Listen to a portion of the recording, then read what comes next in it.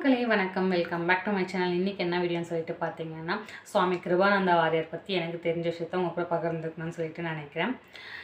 முருக பக்தருக்கு எல்லாருக்குமே தெரிஞ்சிருக்கும் கிருபானந்தர் வாரியார் யாருன்னு சொல்லிட்டு. அவர் ஒரு ஆன்மீக பேச்சாளர்.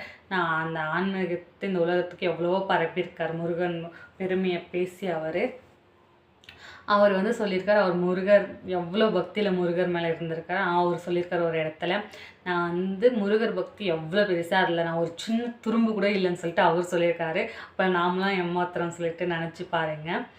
நான் அவரை பற்றி எனக்கு தெரிஞ்ச விஷயத்தை நான் உங்க கூட ஷேர் பண்ண போகிறேன். என்னன்னு சொல்லிட்டு பார்த்தீங்கன்னா, அவர் ஆன்மீக பேச்சுக்காக வெளிநாட்டுக்கு போயிட்டு இருக்கும்போது அவருக்கு உடம்பு ரொம்ப முடியல. அந்த ஆன்மீக பேச்சுக்கு முடிச்சுட்டு வரும்போது அவரை சென்னைக்கு கூட்டிகிட்டு வரலான்னு சொல்லிட்டு கூட்டிகிட்டு வரும்போது வீல் சேரில் வச்சுட்டு ஃப்ளைட்டில் கூப்பிட்டு வராங்க. அதுக்கு முன்னாடி கிருபானந்த வாரியார் சொல்லியிருக்காரு, என்னை மயில் மேலே முருகன் என் உயிரை கூட்டிகிட்டு போவான்னு சொல்லிட்டு சொல்லியிருக்காரு.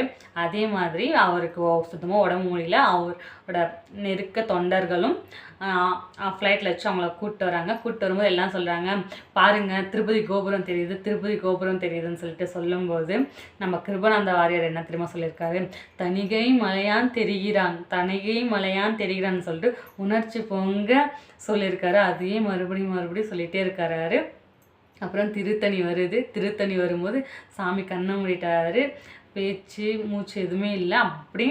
இப்படி முருகன் அவரை மயில் மேலே கூட்டு போவான்னு சொல்லிட்டு கிருபானந்த வாரியார் சொன்னாரோ, அதே மாதிரி அவங்க ஃப்ளைட்டில் எதுவுமே இல்லை, நல்லா சூப்பராக இறந்துட்டார் அவர். முருகர்கிட்ட என்ன சொன்னாரோ, முருகா நீ என்னை மயில் மேலே கூட்டின்னு போன்னு சொன்ன மாதிரி கரெக்டாக திருத்தணி கோயிலுக்கு மேலே ஃப்ளைட்டில் அவர் இறந்துட்டார். அப்போ முருகர்கிட்ட அவர் வேணுனதை நடந்துச்சு. முருகர் எப்போவுமே கைவிட மாட்டார். வெற்றிவேல் முருகனுக்கு அரோகரா.